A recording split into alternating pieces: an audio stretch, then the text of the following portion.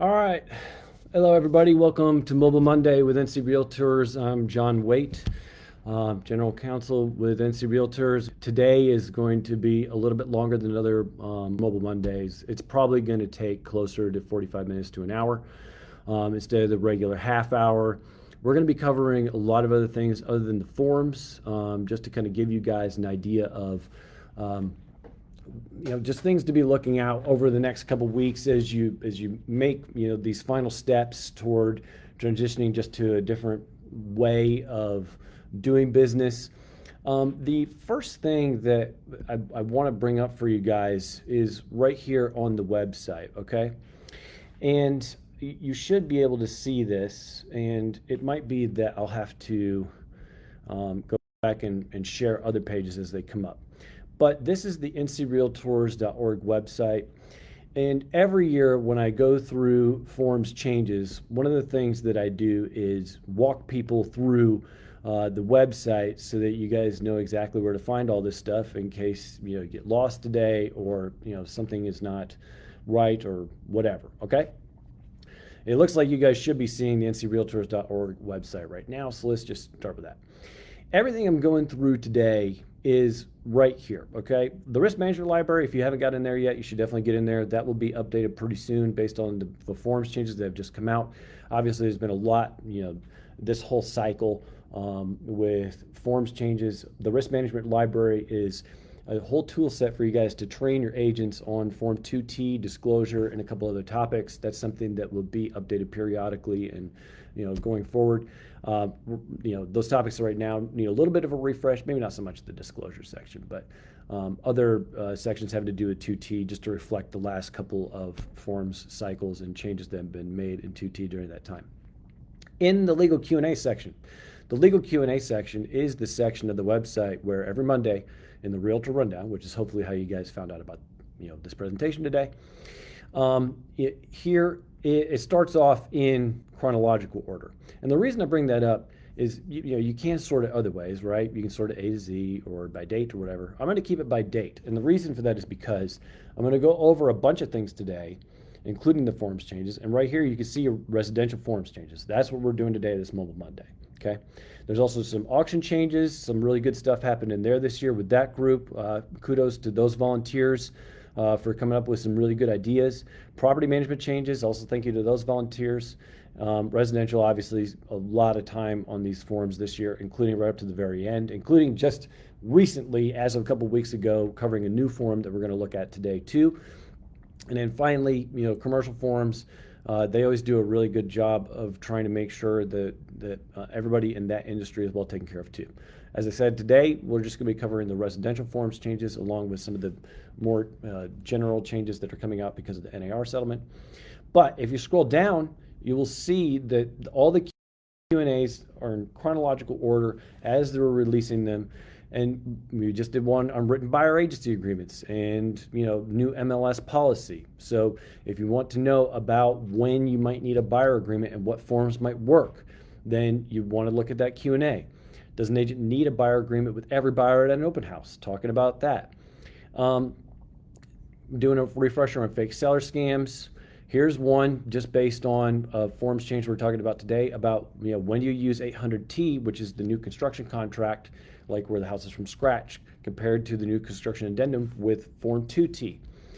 Down here, this might be the most important one that, as far as the questions in anticipation of this Mobile Monday, seem to be sort of in this arena. If you have questions about how to talk about cooperative compensation right now, we talked about this in this Q&A. Go read this Q&A. I don't have time today to go through the entire Q&A, but you can see here, first we're going to go through the ethics, then the license law rules, and then when you get to the bottom of this Q&A, what a buyer agent can do, and then what a buyer agent and a listing agent cannot do. As far as listing agents, the reason this Q&A is not really talking about that particular topic is because cooperative compensation is simply not going to be a topic that's going to be discussed in your MLS. And so because of that, listing agents are going to be on their own to figure out how, when, where they decide to communicate what their seller wants to offer for cooperative compensation. That is just not something that's going to be set at the state level or even at the local level anymore. So, please don't be, frustrated with, our answers, on things like that. If you're hearing from, staff or the legal hotline or things like that, how does a seller how does a listing agent have to communicate cooperative compensation? It's an open question. It is something that the market is going to determine, and something that, because of the settlement of the lawsuit, is simply not going to be part of the MLS anymore. So make sure that you are looking at these sorts of things, and looking at these Q&As every week when they come out on Mondays. If you've missed one, or if you haven't seen these ones that I just went over, then make sure you go look at those.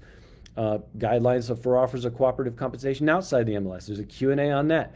Like, we have been doing Q&As on every single topic that we could think of to get you ready for this transition ever since March. You could scroll all the way back, and right here, as soon as the notices started coming out, that was before the settlement. Settlement happened on the 15th of March, and then right here we start with the NAR settlement of antitrust cases and start talking about it, generally speaking. So, seller subagent and vicarious liability. That has to do with some of the settlement changes too, in case your firm wants to look at seller subagency as a potential something you may offer as part of it.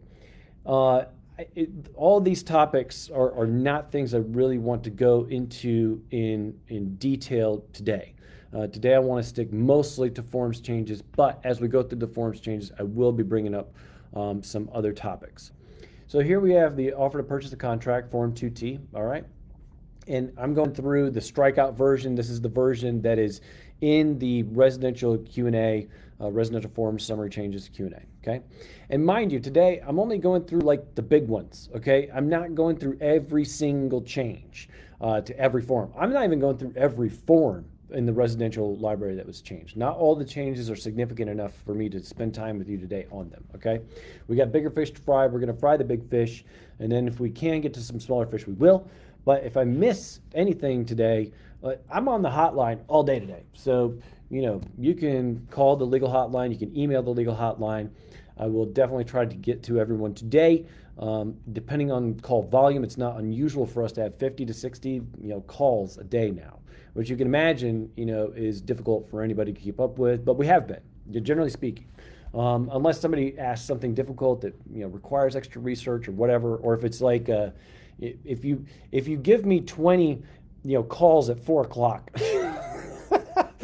I have to see my family at some point. So just understand, if you call later or email later in the day, those are a little bit harder to accommodate, simply because of the timing. It doesn't have anything to do with really capacity or anything like that, unless we had 100 lawyers working for you, which I don't think any of you really want to afford that with your dues. Anyway, on to Form 2T. So here, in this paragraph, the due diligence fee paragraph, we actually have something that I think is already currently allowed. It's just that every once in a while you run into a buyer agent who doesn't want to follow it. So we've added the language in here directly. The Forms Committee did.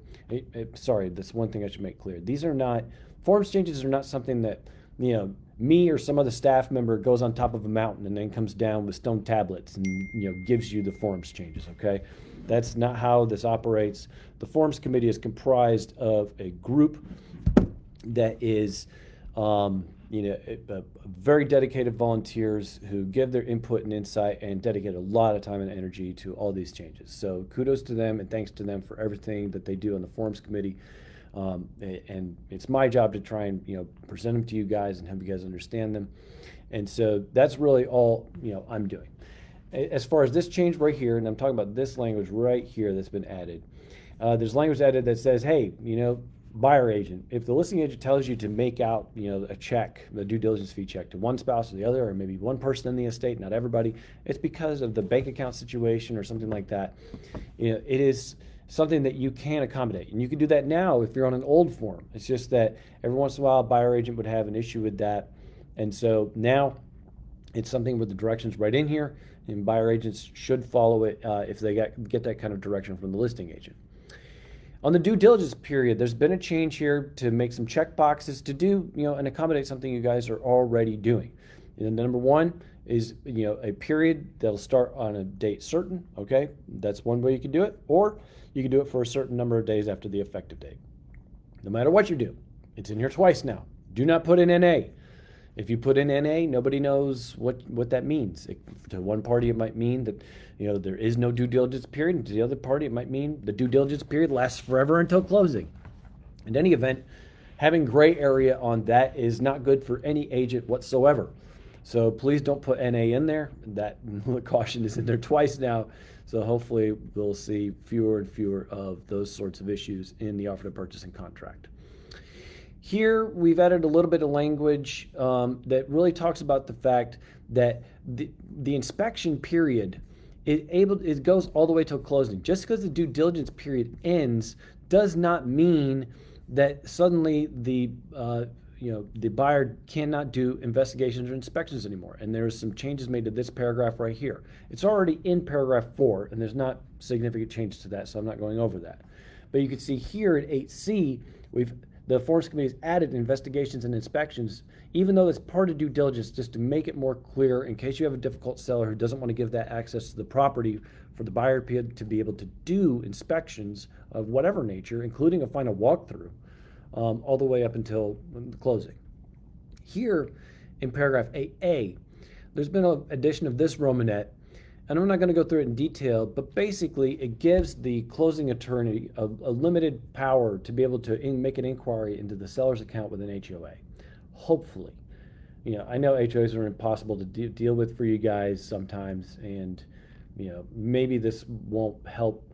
This won't solve every single problem you have in that arena, but hopefully it addresses the major points where you have an HOA who just doesn't want to give information for one reason or another. This will show that in the contract, the closing attorney has authority on the seller's behalf to make inquiry into the account and to verify it themselves. Moving on down to the governmental compliance, just really a technical change here.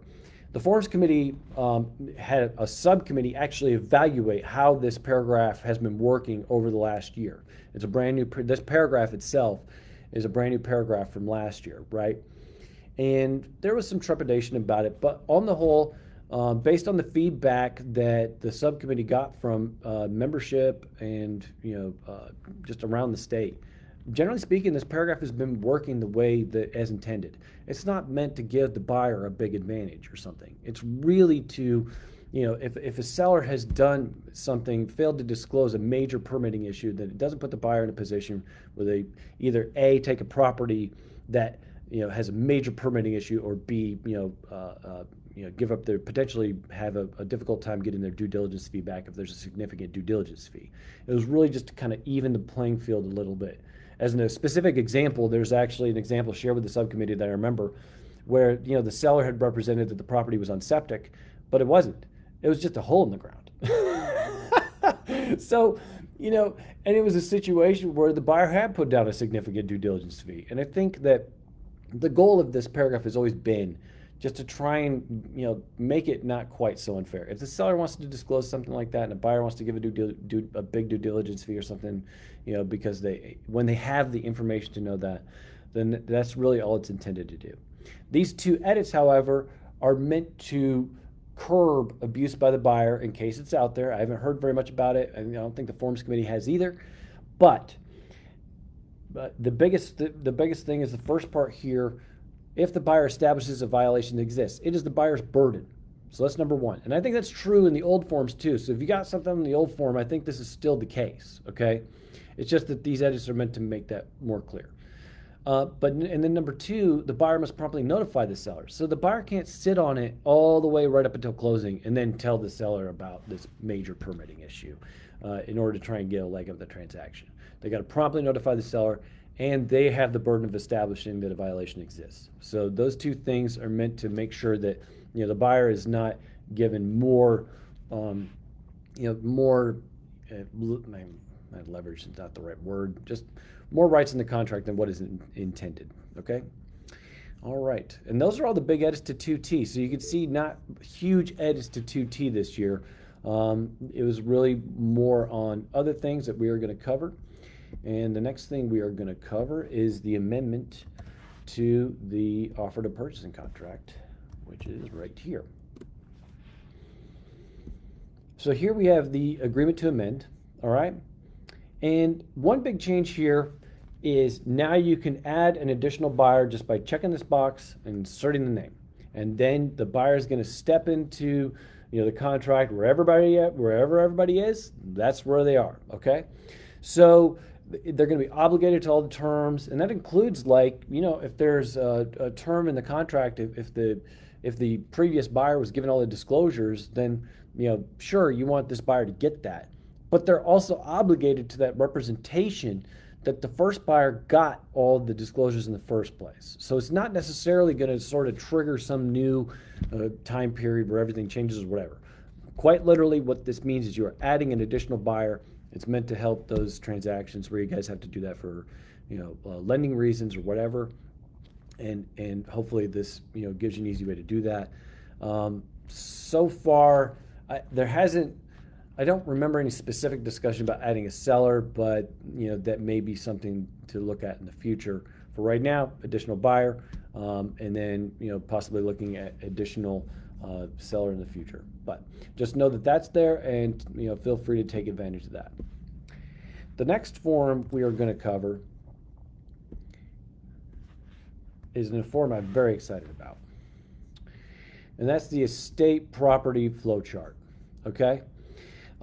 This is, I just think that this is something where you guys are really going to be able to get a much better grasp of who needs to sign documents, even if there's not an attorney involved yet. Say you got a potential seller, they just don't know, where they're at in the process or where they need to go. Nothing about this flow chart changes the fact that if you are a listing agent on estate property, you need to get an estate lawyer involved at the start, okay? That is not changing, okay? And that's still the advice. It's in the warning box up here. But it does help you understand that if you follow this chart, who needs to sign? And it depends, is the estate open or closed? Did the owner die with or without a will? Or, you start in the beginning box, the first question is it joint tenants with rights of survivorship, right? So, follow this chart, use this chart. Hopefully it'll help you guys understand a little bit better who needs to sign estate information. Really big props to Bob Ramser. This is really his information, and we helped sort of package it together, but he had a cheat sheet for this that was really helpful and instrumental in getting the bones of this information. So you can use this flowchart with confidence simply because it's coming from closing attorneys. These are any of the joint forms, and joint forms all our joint forms have this little moniker at the bottom. A lot of them have the -T, but some of them are -T even though they're not joint forms. If it's a joint form, that means it goes through the Bar Association's real property section, has to be approved by them and NC Realtors. So it's two different organizations, two different bodies, two different groups that approves joint forms. And this form in particular, it's gone through closing attorneys, been approved by a whole group of closing attorneys. You're not talking about random attorneys. You're not talking about attorneys who have no idea about what's going on in your industry. We are talking about closing attorneys. And so that's one of the things I want to take. I'm going to take several detours today. And this will be the first detour, and then I'll come right back to the forms. But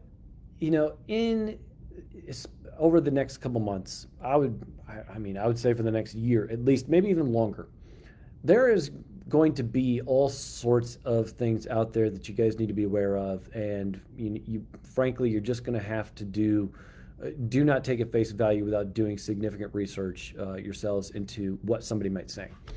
The first thing that I'm going to cover right here is the forms themselves. I have read some articles from people who think that that using standard forms is somehow going to be some major landmine for the next wave of lawsuits or whatever, blah, blah, blah. I just find this to be in North Carolina. Now, other states, don't know. Not commenting on other states. But in North Carolina, I just think with the way we do our forms and the kind of vetting our forms go through, I just think that's a very difficult thing.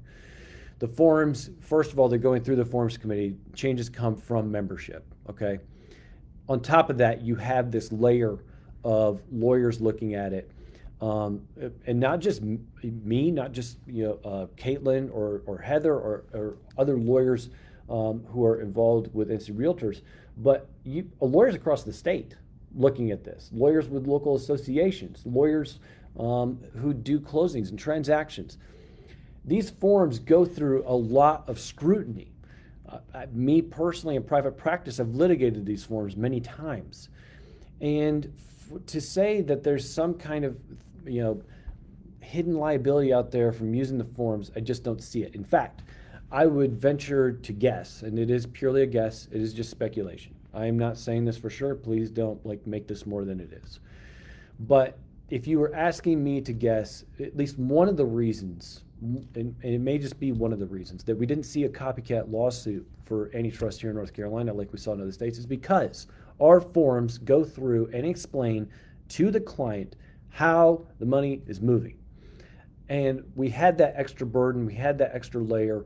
And honestly, if you're an attorney who's looking to turn around and try to make money off these cases, which they're not trying to work for free, okay? And these antitrust lawyers, not all of them, but at least some of them, and I think it was the case in Missouri, I'm not sure on this, but it's very much like personal injury where they only win if the case wins, okay? If the plaintiffs win, or there's a settlement or whatever.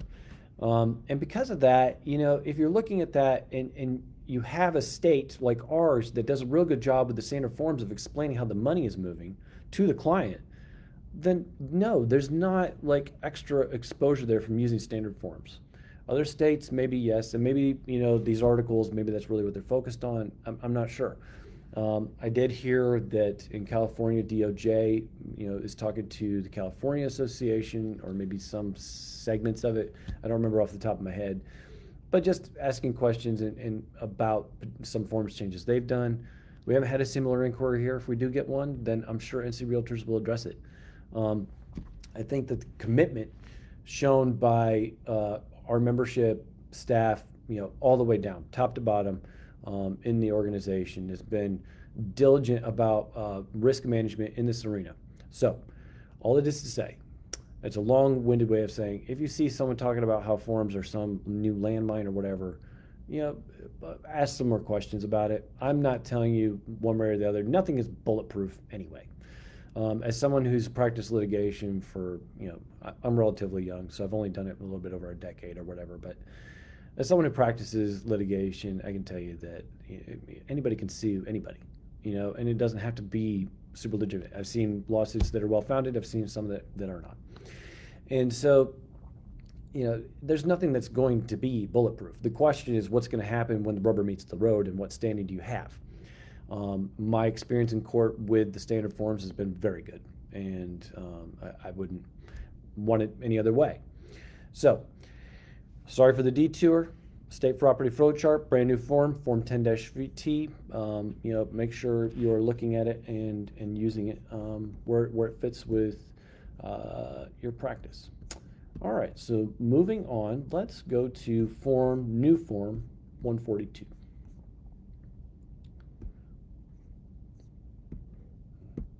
And I have to do this without ending the stream again. So just give me a minute. All right, you should have new form 142. This is the vacant land disclosure statement. I'm not going to go into all the details of this form.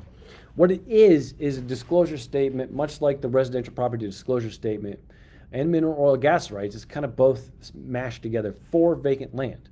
The residential property disclosure statement and the MOG, the mineral oil gas rights, those two forms come from the Real Estate Commission. And the Residential Property Disclosure Act, which is North Carolina law, says that the commission is supposed to develop and promulgate those forms, and we just republish them in our forms library, okay? This is different, okay? This is an NC Realtors form to go along with the vacant land contract, which I will show you that in just a minute. This vacant land disclosure statement is now a required part of Form 12T, the vacant land offer to purchase contract. And it says right here you can use this form to fulfill the seller's required disclosures and the offer to purchase a contract. It is important to note and understand This form is required by contract, not by law, okay? The residential property disclosure statement and the MOG are required by law, okay? But this is required by contract. Either way, if you have a seller who absolutely dead set is not going to fill out any of this stuff, they are not going to provide disclosures, they don't want to do any of this, that's fine. Sort of.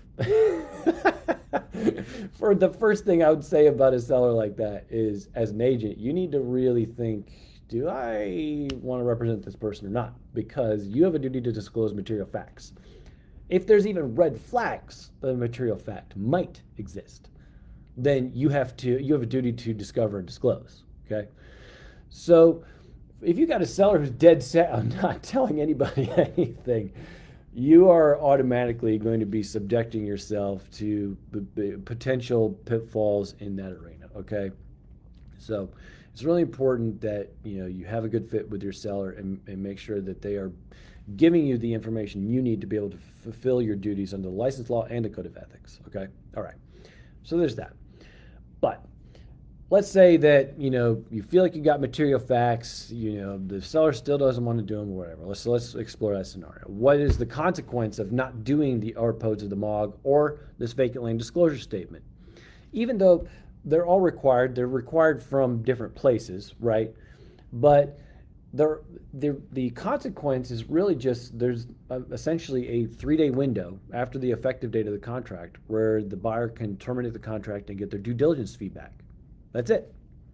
And if the seller really is really willing to risk that outcome, then you don't have to get in a bickering match with your seller if you don't want to. As long as you are, again, very confident about the material fact aspect and that you have what you need to either discover and disclose if there's red flags or disclose material facts, okay?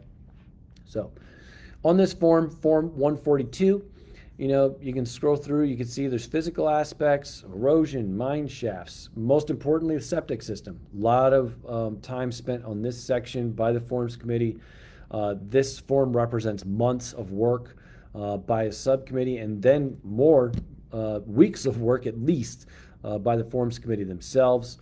A lot of input on this. It is meant to give a lot of information about vacant land.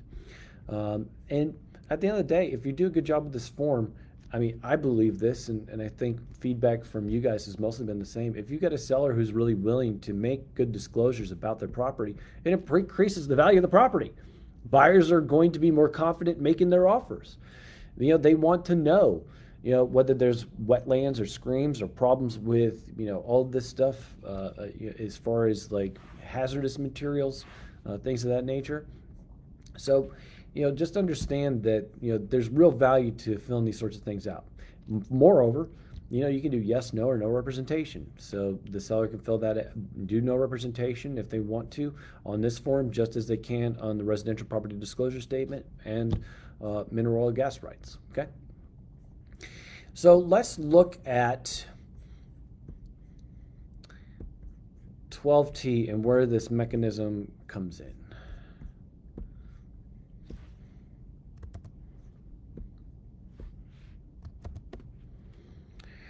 So right here you can see this is the vacant land offered to purchase and contract, and if you scroll down, some of the changes that were in 2T, you can see the due diligence period, those changes there. Some changes here on governmental compliance and disclosure, not potential investigation items for the buyer. That's what this paragraph is. More is really just a reminder of the buyer. But right down here, new paragraph 3D is where the buyer makes a representation that they either have or have not received Form 142. And if they have not, then this checkbox kicks in and gives the 3-day right to terminate and potentially get return of the due diligence fee. Okay, so that's where that is in here. Technical change there about keys. I don't think I need to cover anything more in that. So that's just where 142 fits in with the vacant land offered to purchase and contract. Okay. Moving on to Form 101. This is the exclusive right to sell listing agreement. And I'm not gonna cover in super big detail every single change that has to do with the NAR settlement. I think that there's getting too far down into the details might not be helpful. What I keep explaining to everybody is that the settlement really requires a couple things. Um, really requires a couple things from the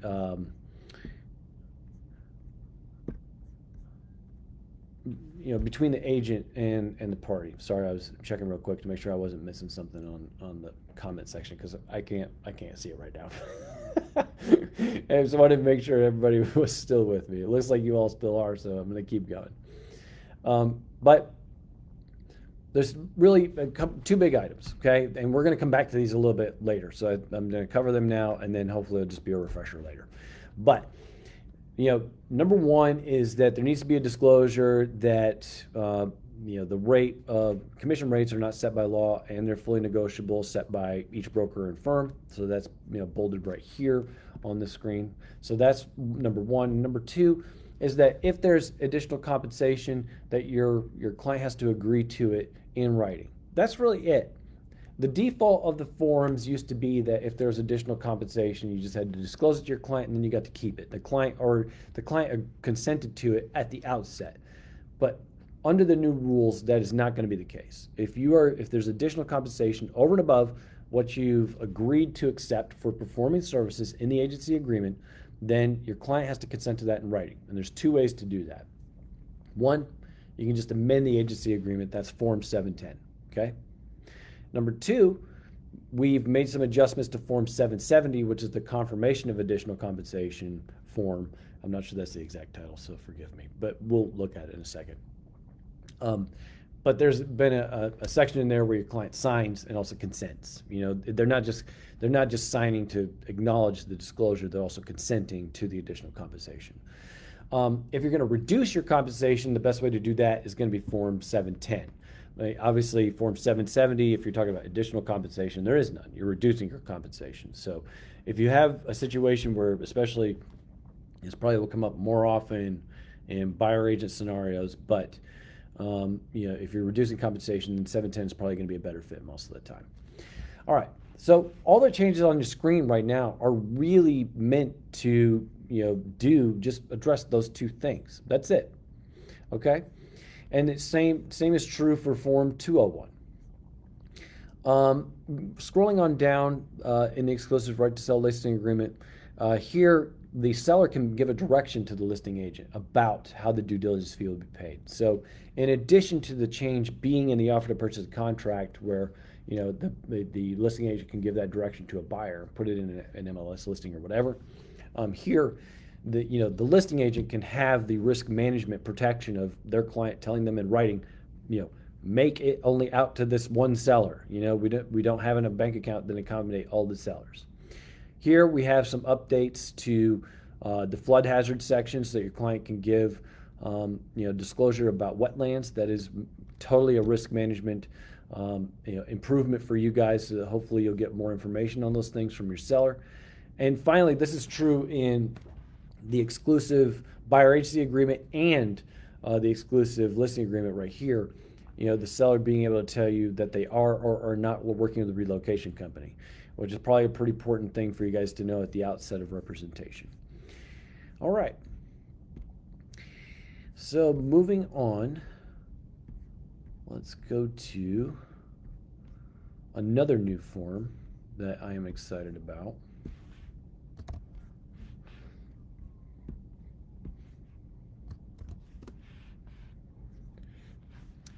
And that is this one-page form here, Form 170. This is meant to be a one-page cheat sheet with check boxes for your seller to do what they need to do to get out of the property, hopefully without too much drama. I'm not going to go into every single thing in here. Go ahead and review it and look at it. But you can see there's even citations to paragraphs. That's what these are in Form 2T. In case your client doesn't believe you that they have to do something, we've put those in there. Sometimes just risk management things like terminate all automatic payments to the property. You give this to your client, you're covered on those things, and they can't come, barking at you later saying, "Hey, you didn't tell me such and such." Make sure this is a really good thing for your clients to, for your seller clients to have and know about and check off, and for you to cover with them, so that hopefully them getting out the property is as little drama as can be possible. But honestly, I mean, what do you guys get paid the big bucks to do? There's got to be some drama to handle, or else, if everybody followed all the rules, I wouldn't even have a job. So, you guys are sort of in the same boat. We can complain all we want, about these crazy people we got to deal with, but at the end of the day, you got to do your job. You got to have something to do. I'm just kidding. All right. You can see right here, I've got on the screen the exclusive buyer agency agreement. And so we'll look at these changes. Up here at the top, we've got relocation company. This paragraph we split up into 4 different sections, because it used to be one block text, but the Forest Committee looked at it, and I think rightfully so, said, hey, there's a lot of good stuff in here. Maybe we just break this out so hopefully people will read it. So hopefully this works with making the form a little bit more user friendly and stressing things that are in there. On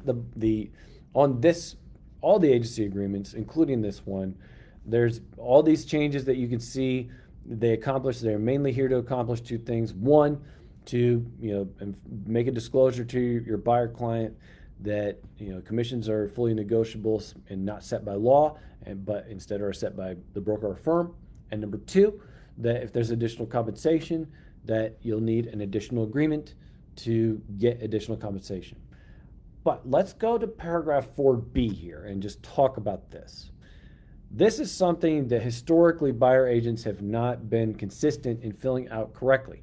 The license law has always required, as long as I've been doing this, which is a relatively short time. I've only been at this firm since 2015. So been here 9 years. And I'm pretty sure that this rule predates me by quite a bit. But it's always been the case that under the license law, you've got to have a specific agreement with your client for a specific amount of compensation. It cannot be a range, unless the only exception I'll make to that is you could do a certain amount for a certain range of prices for a house, another amount for a certain range of house prices. You could do that. I wouldn't consider that a range. What the license law is really getting at is that you need to have a specific agreement for a specific amount of compensation with your client. Okay? Period. End of story. That's what it's got to be. That's what it's always been. But there's way too many buyer agents who have always filled this out as per MLS or something else that is completely, it's not a number. It's not anything. It's not anything you can figure out just by looking at the document itself. And so, we've tried to stress that a little bit more, and we have, made the changes that hopefully will stress that. Buyer agents going forward are going to need to do a better job with this, because, cooperative compensation may or may not be there. And so you want to have an agreement with your client that says what you're going to get paid. Something that if you have to take your client to court because, let's say they've gone down into a transaction and, they're getting, up to closing, they're like, sorry, I don't have enough money to pay you. And you're like, that's not cool. We have a contract. Well, that's what the contracts are for. As I said earlier, I've litigated these agency agreements many times in court, and they hold up very well. First you demand mediation, and then if mediation doesn't work, which I've had mediation work before, all the way, where the agent got paid as a result of a binding mediation agreement. But 2, if mediation doesn't work, or if they just refuse it or don't engage with you or whatever, then what these agreements are meant to do is to save you in court. Contracts, generally, are not going to stop anybody from doing anything they shouldn't do. If somebody's going to do something that they shouldn't do, then they're just going to do it, okay? What the written agreement is meant to do is protect you if you have to take this to a judge and say, hey, I was supposed to get paid for doing work and I didn't get paid. And when the rubber meets the road, that's what these are about. That's what these are for. Otherwise, if everybody just followed all the rules and did what they were supposed to do, you wouldn't need a written contract. Well, unless the license law said you did, which it does. So Assuming that wasn't the case, then you wouldn't need one. But in any event, that's what these are for. And a lot of times, I get calls in the hotline with people saying, well, what good are the forms? What if my client can just go and ignore it, then what good is it? Well, if you want to try and get money from that transaction, then you will find out what good it is. It is a lot of good. So make sure your agents understand that. Make sure your agents understand that there's nothing that's going to stop somebody from doing something that, if they don't want to pay you for services, even though you've done a good job, there may not be a way to stop that. But that's what these are here for, is to back up your claim when you got to make it. All right. The other thing too that I'll say about this is that we keep getting a question that buyer agents are going to have to work for free, or that somehow the settlement forces that, and that's simply not the case. If your client makes it clear they're not going to pay you, that is what we in the law would call an anticipatory repudiation of the contract, of the agency agreement, and that's a breach potentially if it's material enough. Nobody's asking you to keep working for a client, if that becomes clear in the transaction, or if it's clear at the outset. Okay? We're going to cover the non-exclusive buyer agency agreement in just a minute and talk about how that might factor into helping buyers tour a property. But in compliance with the new MLS rules. But nobody is saying that there's nothing, no part of these changes is going to change that factor. Nobody is asking you to work for free. Nothing about any of these changes requires or mandates that. You have a fiduciary duty to your client, okay? Sure. You also have a right to be paid for your services. And so if it becomes clear that your client is basically not going to be able to fulfill their end of the agreement, then you're going to have to make a business decision. And that business decision is, how are you going to navigate compensation in the transaction when it becomes a struggle or like a point of flex. So just understand that, and I think that's something that as we go through this process, more and more people are going to understand and sort of work through, but it will be a something to work out, just a mindset change for buyer agents as we go through this transition process. Change here to initial, things about the transaction. These are just CYA 1, 2, 3 for buyer agents. The rest of the edits in this section in Form 201 are meant to, accommodate the NAR settlement changes, as I've already discussed, and that's pretty much it for that one, at least for right now. Let's go to the non-exclusive buyer agency agreement and talk about. So, in the Q&A that came out, I want to say 2 weeks ago, we've done several Q&As about how to manage buyers in the showing context, like if you're a listing agent doing showings, doing an open house or something like that. If you are a buyer agent and you want to show a property to the buyer, and you got to have a written agreement before you actually enter into the property under the new MLS rules, right? Form 203 is something you need to look at. A lot of firms are doing their own like touring agreements and things like that. I'll be honest, to me, I think Form 203, a lot of firms are already using Form 203. If you need something to accommodate that, Form 203 is a very good fit. It's not something where you got to go reinvent the wheel if you really don't want to. And you can use this space right here. You could say something like "see attached" and set out exactly what you're going to be paid for what services. Okay, so you could set that out and make it work. Right now, I can tell you that the Q&A we did have out on the Zillow touring agreement, we had to suspend that because the Real Estate Commission is talking to Zillow and they have some changes they want to make. Whenever Zillow, I presume they will eventually release one that complies with the license laws the commission sees fit, and that's fine. But I would actually suggest that, Form 203 is already there and probably going to look and can operate almost exactly similar to what I've seen in other states that Zillow has released for their touring agreement. So just understand, you don't have to reinvent the wheel with this. You don't have to make it more complicated than necessary. And things are complicated enough as it is, okay? you could look at Form 203 and maybe make, your own firm's, levels of compensation depending on services that you're providing, and then, and make this form work for your firm, when it comes to helping a buyer get into a property. So just know that this form is there. These changes are meant to accommodate the NAR settlement, and you can see it's a short form. Like, it is, on this page here is wire fraud warning, and that's page 4. Then you got signatures. So it's 5 pages, including the signatures. It'll give you all the tools you need to be compliant with the license law, compliance with the MLS rules, and also, be able to show your buyer property without committing them, to exclusive agency for a year. Okay? It's a non-exclusive agreement. That's the whole point. So hopefully, my hope is that buyer agents will get better at explaining how this form is not a threat to the buyer. Really just gives you what you need to do to be able to be an agent and show a property and do the job that you want to do. All right, moving on to Form 220. This form is the form you've probably seen already. And the old 220 is all the strikeouts at the top. So we've renamed it Cooperating Compensation Agreement. Okay. There's still a note at the top. Do not upload this form to the MLS. Okay. Your MLS will not like that, more than likely. Each MLS is going to be enforcing the rules, how they see fit. And so just, know how your MLS is operating. Not everything's going to be exactly the same from MLS to MLS.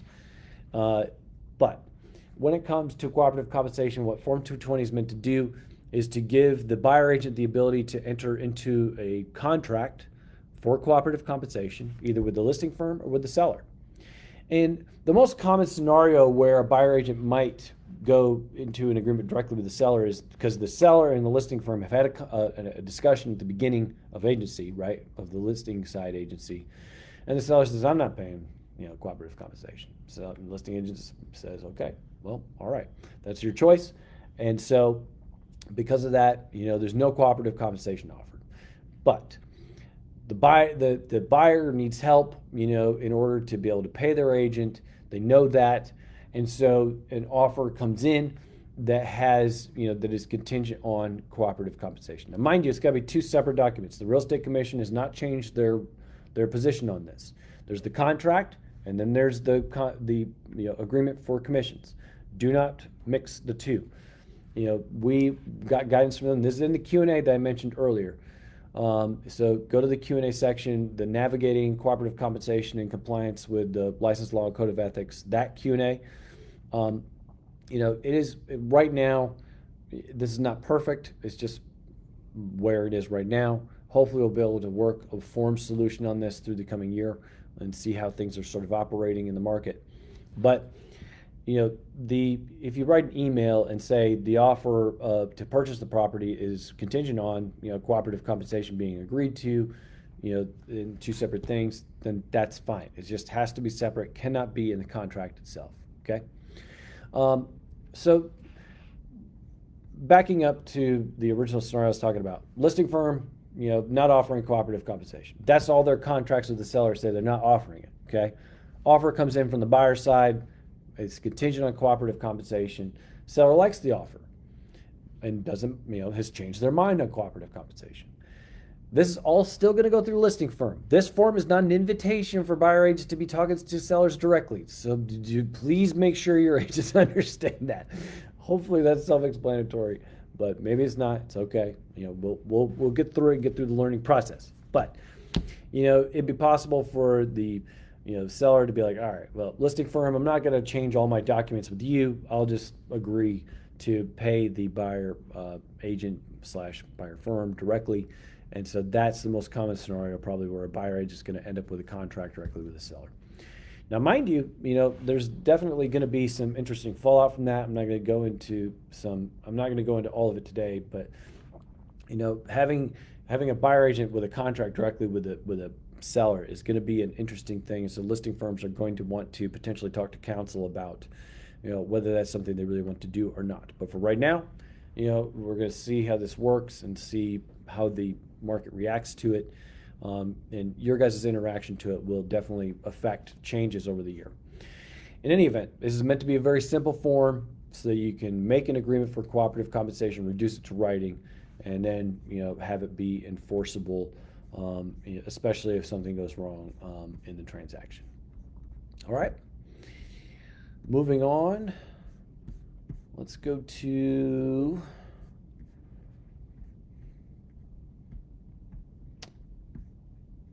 Form 770. We've probably got about 5 to 10 more minutes. So I apologize for going long, but I did warn you. I warned you we were going long today. I told you one of the sponsors was caffeine, for Pete's sake. All right, what'd you think you were in for? Okay, all right. I'm glad we're on the same page now. And then after I finish up these forms, I'm going to go over to the comment page. It's just not the same page, so just bear with me. Form 770, as I said, when it comes to additional compensation, I think this makes a little bit more sense. If you're reducing compensation, I think the traditional amendment to agency form 710, is probably a better way to go about it. But as you can see here, there's now a space for your client to consent to the compensation that is in Form 770. Okay. All right. And then finally, I'm not going to bring this form up. The overview to the standard contract, the one that's translated into Spanish, Form 780, huge edits on that. Hopefully that's much better, more useful for your clients now than it has been in the past. I am very quickly going to go over Form 800T, which is the offer to purchase a contract for new construction. Major edits to this, so make sure you're looking at it. There's no building deposits anymore. They're not construction fees. Plans and specifications has been vastly improved to hopefully make sure your agents do what they need to do. That is a very important section of this contract. It was neglected before. Hopefully these changes will help agents focus more on making sure that the agreement is specific to the builder. Throughout this entire form, I'm not going to go through all of them, but throughout the entire form, there is now specific dates to hold the builder to. The builder cannot just claim delays forever. There's still a lot of padding with the delays. There just is. There's no perfect way to accommodate the balance between building delays and and legitimate building delays and non-legitimate. But in any event, on the old form, it was just too easy for the builder to hold up the transaction for too long, and at the client's detriment, frankly to the agent's detriment. So there's now firm due dates throughout, and that's just just know that those are there. On construction fees, the trigger events are now all standardized to hopefully reflect a little bit more natural progression. This section here also talks about what happens if it's not paid, or something like that. So just understand that's there with some compliance ability for the client. The substantial completion date, very important date. A lot of the other delay dates are going to be built in for that. But you can see here, now there's 14 days, a delay instead of just an unspecified one. 30 days here when it comes to closing and the potential title issue. There's still plenty of delays that are built in, but just understand that. The report section in this section it's hard to tell from the striking, but in the form it's actually shortened. So there's been a lot of things condensed and made a little bit more clear, and hopefully easier to follow. Here we got change orders for plans and specifications, and then some delays, the delay in settlement. When it comes to correction, repair, or treatment, then there's a 30-day built in right here. So just understand. And one other thing I'll just talk about while I'm here. This warranty is in addition to other legal warranties. If you got a warranty issue, you need to send your client to an attorney so they can be fully advised about all the warranties. Okay? And finally, this is a brand new form, and I have to go find it. I'm probably gonna have to actually log into the website real quick here. So just give me a minute. Ooh. Oh, this is interesting. I just saw a neat thing that I can do, but I don't know. Probably shouldn't try neat things right now. Last time I tried a neat thing in this Facebook Live, I ended the Facebook Live by accident. So I'm gonna try not to do that. All right, I'm just gonna go to the forms library and see if I can bring this up.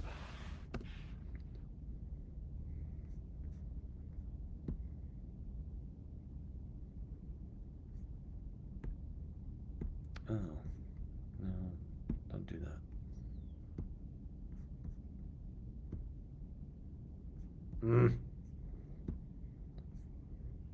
It's not coming up.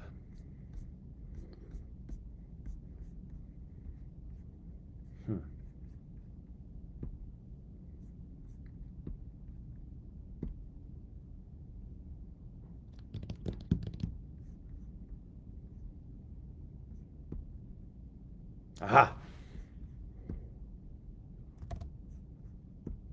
I think this will work. I hope this will work. Okay. You should see on your screen, new form 715. There's a Q&A that came out. It might have been last week. I can't remember if it came out today in the rundown or last week. In any event, this is a new form. Again, this poor forms committee, the most recent one, they really got put through the ringer. We thought our form cycle was done right before March 15th, and then we had to work for a couple more months, and then, even recently, a couple weeks ago, came up with this form. Really appreciate their work on this stuff to help you guys out. In any event, this is a one-page form, and it's to bring old agency agreements into compliance with the NAR settlement things. And you can see, as I've said several times today, it's two things. One, just disclosing that compensation is negotiable, not set by law, and instead set by broker or firm. And then when it comes to additional compensation, amending existing agency agreements to make it clear that if there's additional compensation, the client has to agree to that. Okay. Other than that, everything else stays the same. So with old agency agreements, once the new rules go into effect, or you can start it now since the new forms have been out since Monday last week, you can either have your client sign a new agency agreement to be in compliance with the new MLS rules, or you can have them sign this one-page form. Somebody called me today. They're having trouble finding it in zip forms, but it should be in there. We're double checking on that right now to make sure that this form is available. Even if it's not in zip forms, it is available on the website and doesn't have the sample on there.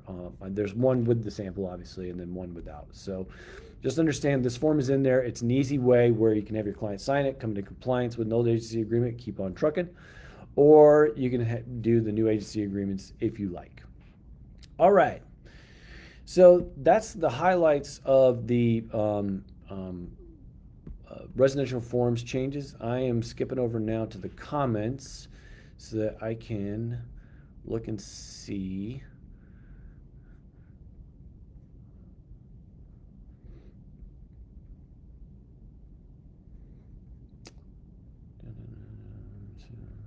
Okay. Going through, just hold on.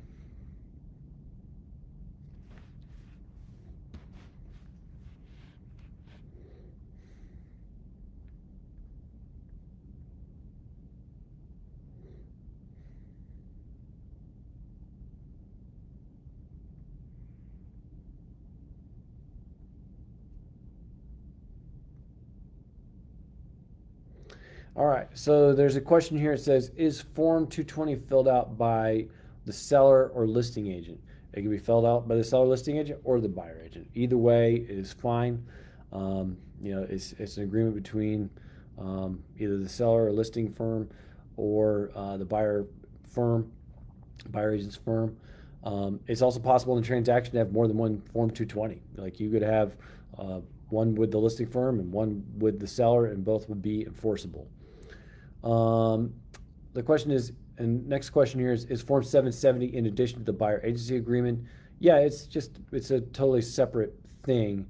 Again, if there's additional compensation, it's a form that you can use It's not something that you're not gonna use 770 until after buyer agency. It's gonna be further on in the transaction. There's a question here about how does a buyer agent discover what compensation the listing agent agreed to from the seller. That is going to vary, depending on the listing firm and your market area. It's just not going to be in the MLS anymore, and there won't be any commentary from me or anybody else's giving guidance about how listing firms are going to communicate cooperative compensation if they're going to advertise it at all.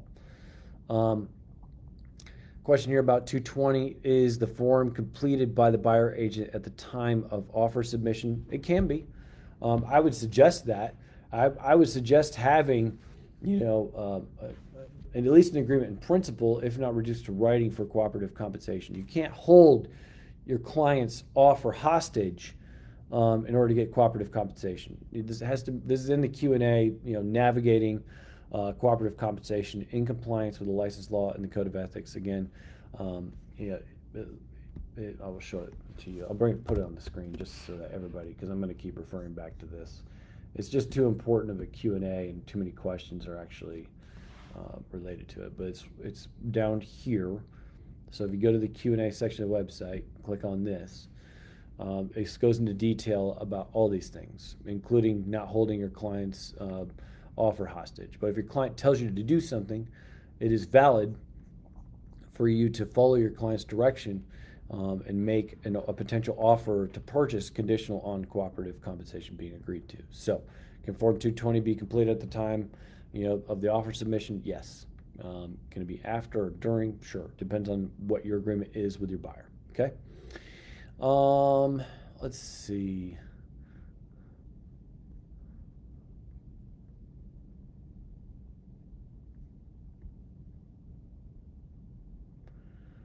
No, 220, 710, and 770 all do. There's some overlap with 710 and 770.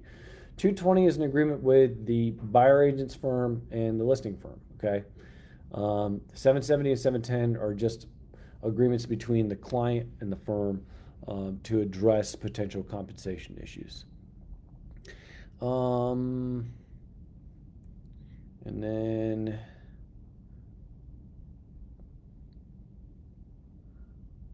there's a question here, does the land disclosure form get signed by the seller at the time of listing, like a residential disclosure? Yes, I would definitely recommend that. Certainly no later than the time that the buyer gets to do that. Okay, well, thank you for tuning in to this very long Mobile Monday. Hopefully you got some good information from it.